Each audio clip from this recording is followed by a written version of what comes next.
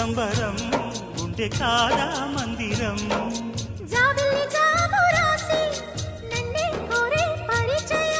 పున్నగ పూలు పూసే వన్నే చిన్నే రసమయం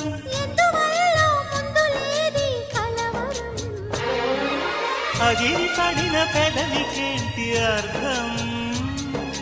అడుగుతోంది